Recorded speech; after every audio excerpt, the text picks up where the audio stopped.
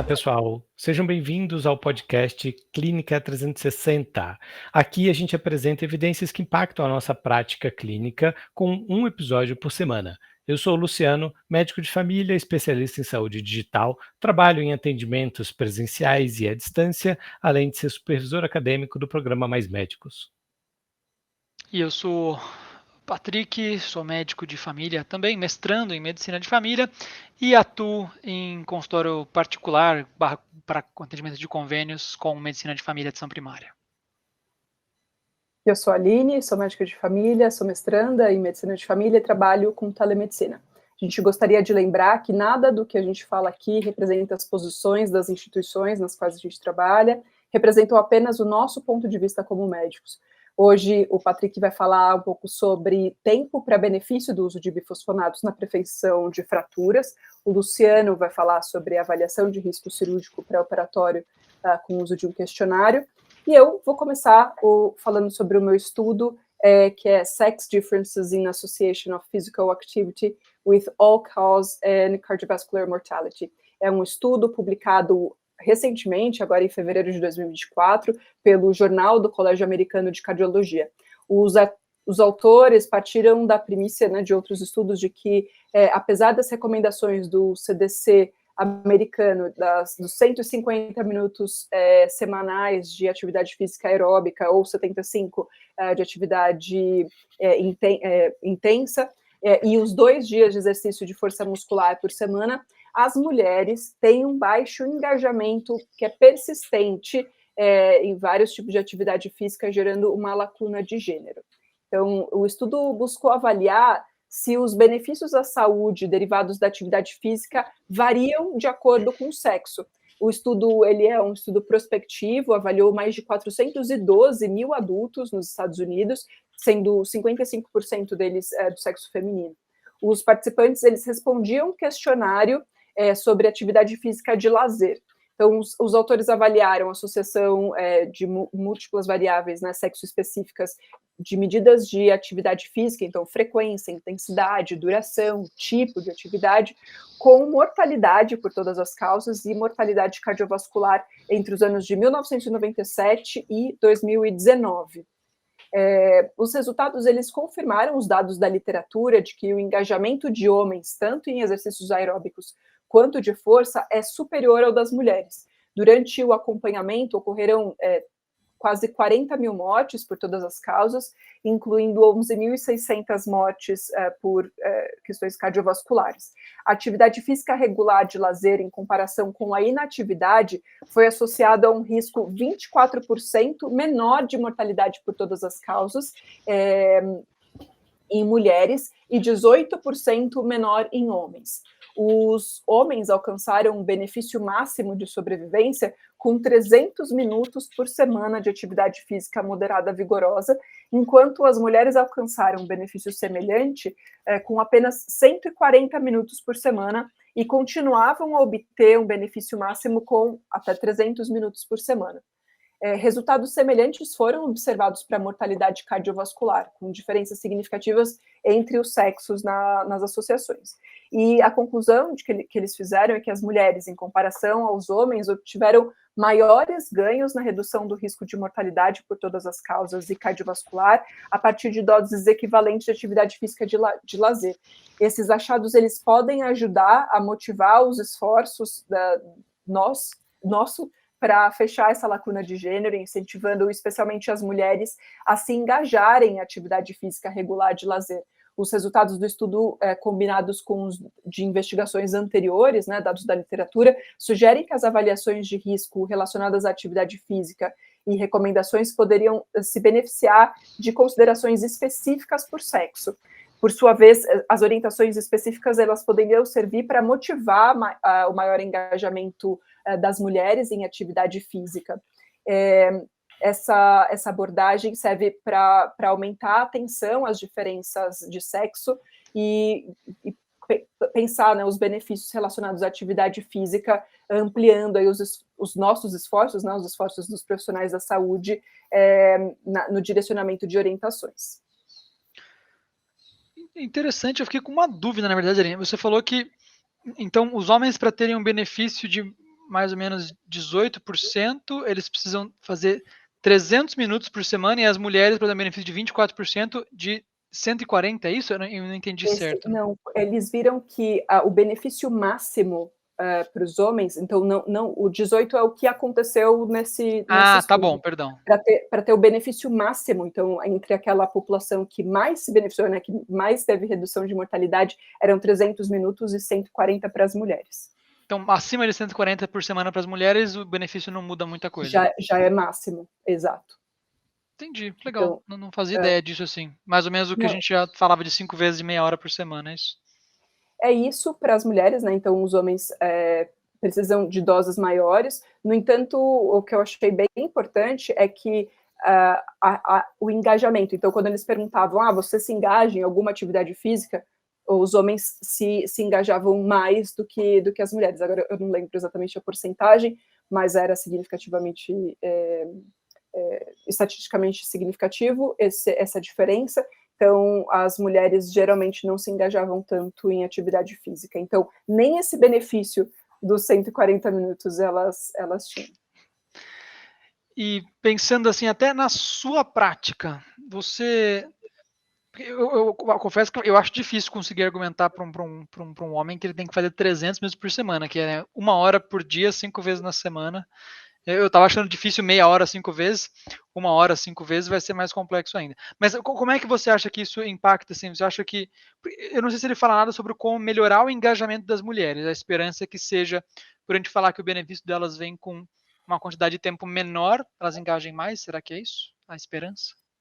Eu acho que talvez a gente não estimule tanto as mulheres, né? E os estudos que eles comparavam, assim, mostravam até desde a infância, né?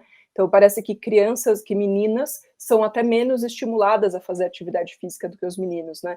E eles ficam comparando, tem questões da fibra muscular, tem questões, enfim, articulares, questões de vários níveis que podem aumentar a força muscular, né? E, eventualmente, eu fico trazendo, até porque o que é a minha tese, é uma questão social mesmo, relacionada a por que as mulheres não se engajam tanto em fazer atividade física. Eu acho que, para a minha prática, eu seguiria recomendando aos homens, né, fazendo essa recomendação de 150 minutos, talvez eu até fale, olha, o melhor benefício para a redução de mortalidade é até 300 minutos, agora talvez eu fique mais preocupada em como eu estou falando para as mulheres, em como eu estou trazendo a demanda de necessidade de atividade física para as mulheres, né, que as ajude a engajar. Excelente. E a interpretação é bem essa, né? Não é que precisa dos 300 minutos para o homem, é o nível máximo de benefício. Também tem benefícios se continuar seguindo a orientação dos 150 minutos por semana, né? Exato, exatamente. Então, é muito pensar que a gente pode, que a gente precisa, né, continuar batendo nessa tecla, e eu sou muito a chata da atividade física. O que eu tenho buscado fazer, principalmente com mulheres, é falar sobre, um envelhecimento sem dor, um envelhecimento ativo, né, principalmente para convencer sobre o exercício de força muscular, porque às vezes as mulheres até engajam, né, em atividades como uma caminhada, eventualmente uma corrida, né, uma hidroginástica, alguma coisa assim, mas exercício de força, né, aquilo de para fazer musculação, ou, enfim, um crossfit, ou, enfim, alguma coisa desse tipo, é mais raro, assim, né, não é um ambiente que propicie tanto, assim, né, as mulheres se sentem, principalmente mulheres que têm algum nível de obesidade, né, alguma coisa assim, vão sentir muita inibição em ir para um ambiente de academia. Então, eu fico tentando bater na tecla, né, dos benefícios para o envelhecimento. Não, legal. Eu tenho a impressão que eu falo coisas parecidas também, assim, até pós-menopausa, com uso ganho de força e tal, não sei o quê, mas eu concordo com você, que eu tenho achado difícil. Eu queria que você me desse qual que é a pérola que faz funcionar, mas eu tô entendendo que ninguém tem essa resposta ainda. É isso? Quem souber, traz essa informação pra gente. Por favor, por favor. Excelente. Vamos para o segundo, então? Bora. Vai lá, Patrick. O segundo artigo, então, é uma conversa sobre o tempo para as mulheres pós-menopausas se beneficiarem de uso de bifosfonados, né? O alendronato, risodendronato, que a gente usa aqui no Brasil. Bom que já conversa um pouco com o artigo da Aline aqui logo falado. Essa foi uma revisão, uma meta-análise de estudos clínicos, tá? Envolveu 10 estudos clínicos de randomizados, com mais de 23 mil mulheres pós-menopausa com osteoporose, tá? Eu achei crítico como eles usaram a definição de osteoporose aqui, porque ou era com o diagnóstico de osteoporose baseado em fratura vertebral, beleza, meio claro, ou com uma densidade óssea com T-score de 2,5 ou menos, né? Só que tem que lembrar que o T-score compara a mulher com a população saudável e não com a população da mesma idade e gênero, que é o Z-score. Então eu confesso que eu achei uma fraqueza no estudo assim de cara fazer essa comparação com a população saudável para fazer diagnóstico de osteoporose. Todos os estudos aqui comparavam algum bifosfonado com um placebo, tá? E a idade das mulheres variou de 63 a 74. Então, assim, mulheres acima de 60 anos, estavam entrando na menopausa agora, a média, assim, 63, 64 já não eram entrando na menopausa agora. E o período de follow-up, né, de segmento, foi de 12 a 48 meses. A gente sabe também que o efeito de bifosfonados ele pode ser bem longo, então 12 meses me parece um tempo curto para segmento, mas 48 parece bastante adequado. E ele estava buscando, então, uma mudança de risco absoluto de 1%, 5% ou 2%, tá? Na verdade, 1%, 0,5% ou 0,2%. E ele estava olhando, então, para... Perdão. O objetivo primário, o endpoint primário, então, era a redução de risco absoluto com relação a uma fratura não vertebral ou alguma fratura de quadril, tá bom? O que a gente viu aqui, então, nessa meta-análise de estudos randomizados, é que precisou-se, então, 100 mulheres com osteoporose, pelos critérios deles, usarem um bifosfonado por 12 meses para prevenir uma fratura não vertebral. Tá?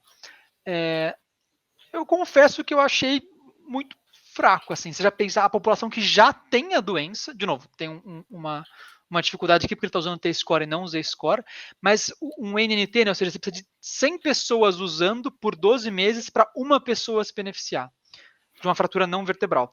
Para a fratura de quadril, a gente precisa de 200 mulheres usando por 20 meses para uma mulher se beneficiar. E a conclusão dele, então, é que só vale a pena usar o bifosfonado se então, as mulheres têm uma expectativa de vida maior do que 12 meses. Caso contrário, não use. Mas eu confesso que essa conclusão me pareceu muito fraca também, assim. O estudo do JAMA, então, até um lugar bacana, mas, assim, a discussão tinha que ser muito mais profunda, na minha visão, né? 100 pessoas vão usar a medicação para uma pessoa se beneficiar em 12 meses. Me parece, né, um NT, um número necessário para tratar, muito, muito baixo, assim, e eu discordo de como ele apresenta o dado, falando que, tipo, se você vai viver mais que 12 meses, você deve usar, se você a expectativa é menor do que 12 meses, não deve se usar, assim. Então, eu confesso que esse estudo, eu continuo em cima do muro, se eu penso ainda em usar ou não. Talvez para pessoas que tenham critérios mais claros, tipo fraturas vertebrais, de repetição, com dor, a gente pode conversar. Dor da fratura, não dor muscular. Importante diferenciar. Aí pode ser falta de atividade física ali que estava falando aí. Aí eu acho que eu usaria com mais tranquilidade. Mas eu confesso que esse estudo me ajuda pouco, assim, para se eu vou usar ou não um bifosfonado numa mulher em menopausa. Traz um vão muito grande, né, de 12 meses de expectativa de vida. Quase todo mundo aqui entre 63 e 74 vai ter pelo menos 12 meses. E aí a gente faz o quê? Usa para todo mundo? Mas o NT realmente eu achei muito abaixo do que seria ideal aí para a gente pensar em usar uma medicação que tem aí uma quantidade de efeitos colaterais que não deve ser desprezada, né? Só o fato relativamente assustador de você ter que tomar e ficar em pé durante um tempo já me deixa um pouco mais preocupado. Mas, enfim, é mais uma parcial decepção clínica. Eu acho osteoporose uma questão assim particularmente desafiadora. pensando até em diagnóstico, né? As mulheres, é muito comum, principalmente na saúde suplementar, que as mulheres entrem na menopausa e comecem a fazer densitometria e já, né, olhar essas questões de osteopenia e essa preocupação, e, enfim.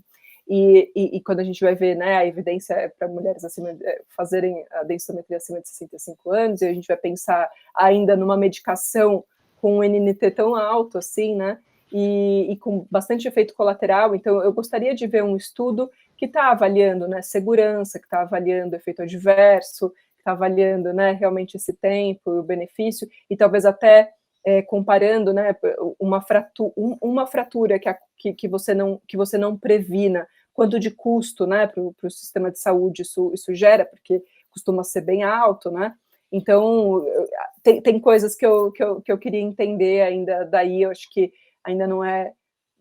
Estou insegura para mudar a minha conduta, que atualmente é de prescrever, mas, enfim, né, preciso de outros dados aí.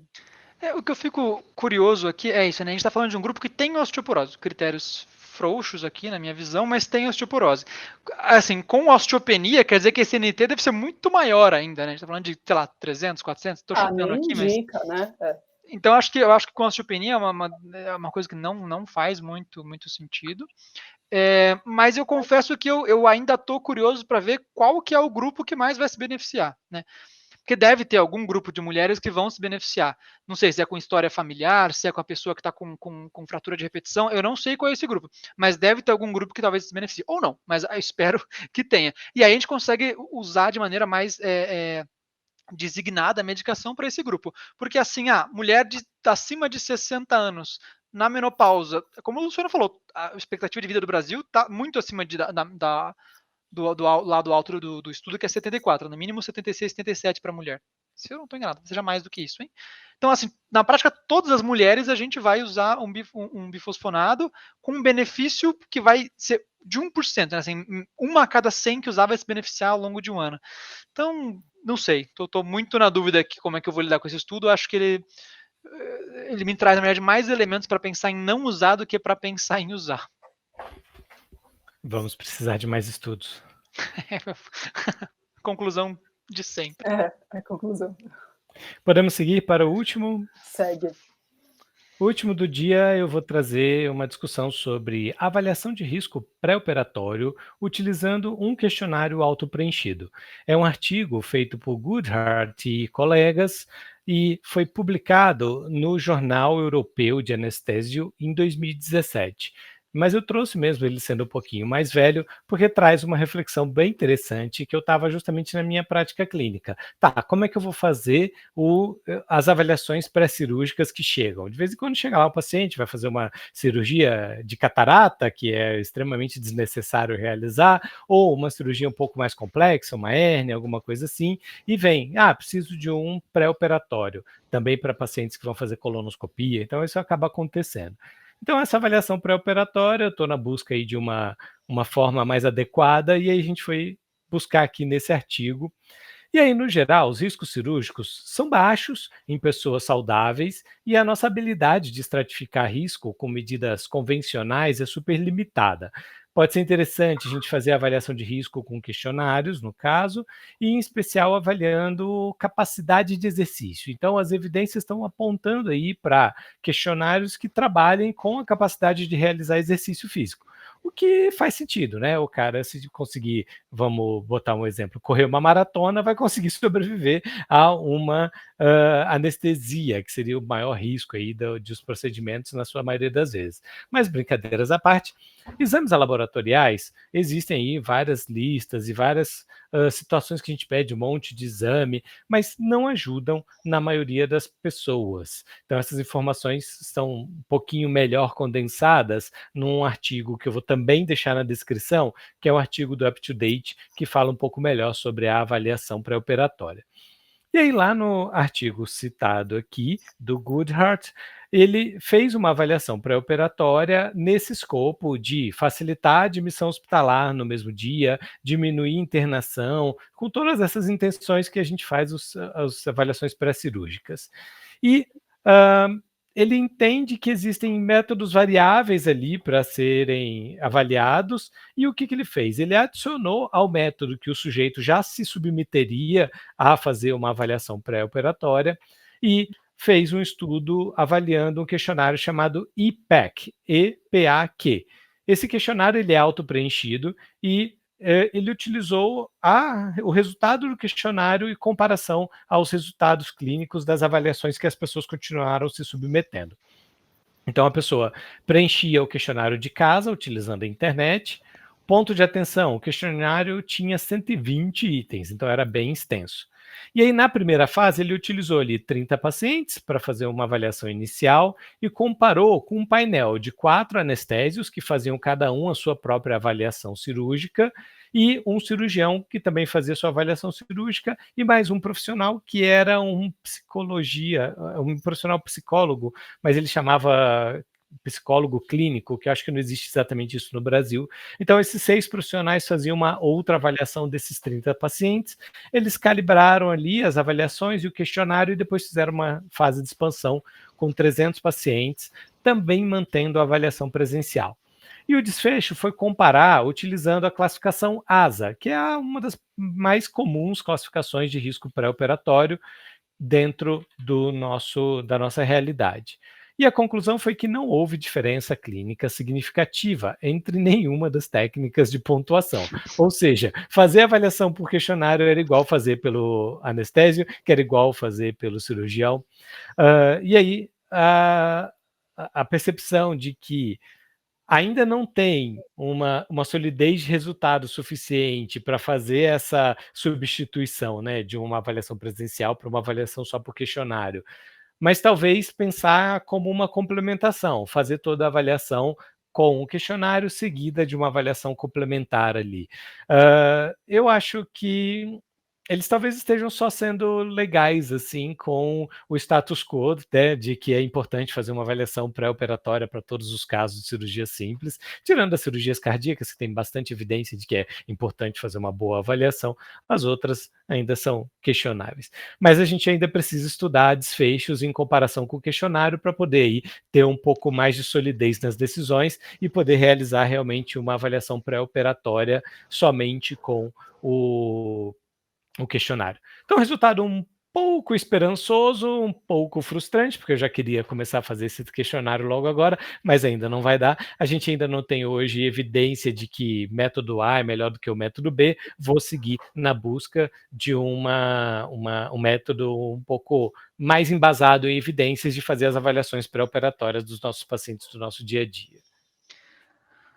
Eu não sei se ele traz essa informação no estudo, Lu, mas ele conversa um pouco sobre o tipo de população que está sendo avaliada? Se a média é uma população que vai ser asa 1, asa 2, ou uma população de alto risco? Não, é avaliação de população de risco habitual, tá? Não é alto risco, ele exclui os pacientes de alto risco que fariam cirurgias cardíacas ou pacientes graves. Então, a avaliação ela foi feita de pré-operatórios, de cirurgia simples, como uma apendicite, uma colelitíase, hérnia. Então, essas cirurgias de leve a médio porte. Mas ele excluiu os pacientes de alto risco. De maior risco, de maior gravidade, seja por uma cirurgia, como uma cirurgia cardíaca, ou cirurgia de grande porte, quanto pacientes que já tinham condições de basais graves. Então, é basicamente o paciente do dia a dia saudável que vai fazer uma cirurgia por algum motivo ali. Eu acho que eu gostei quando você falou que é uma tentativa de manter o status quo, porque eu entendo que é isso, né? Assim, a própria estudo, você está pegando a população jovem, saudável, fazer cirurgia, que a gente já entende que impacta muito pouco, né? Fazer o pré-operatório. Assim, eu teria muito interesse em ver se isso, né? Tipo, se você fazer 120 questões, vai ser igual a uma avaliação de um ASA 5, um ASA 6 na pessoa de altíssimo risco. Mas eu acho também que a gente está. Me parece uma pergunta que a gente tem que olhar se ela, não é se ela devia estar sendo feita, né? Mas qual que é a real relevância de a gente estar fazendo uma avaliação para operatória de uma coisa que tem, não sei, assim, qual que é a taxa de infinitesimal, assim, de complicação em cirurgia. Então, acho que eu fico olhando para esse estudo e me parece que a gente talvez não sei se está fazendo a pergunta errada, mas eu concordo com você que a resposta não me é muito satisfatória, assim.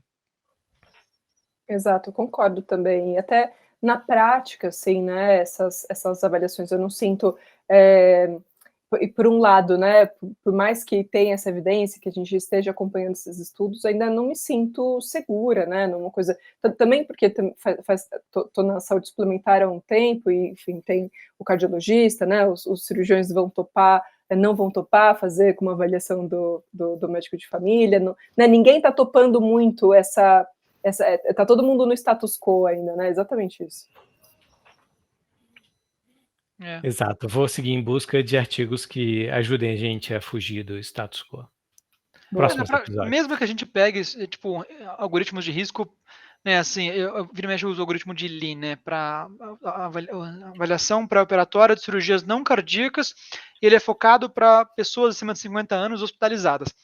E aí, como você entende que é um grupo de maior risco, você extrapola para pessoas mais jovens, sendo cirurgias não cardíacas, e é sempre muito, muito baixo, mesmo para pessoas de 50 anos, a não ser que o cara, né, comece a acumular condições crônicas.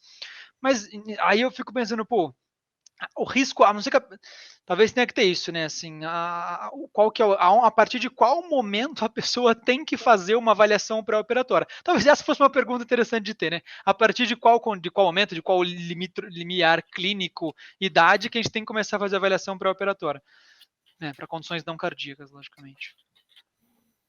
Vou levar o dever de casa para buscar.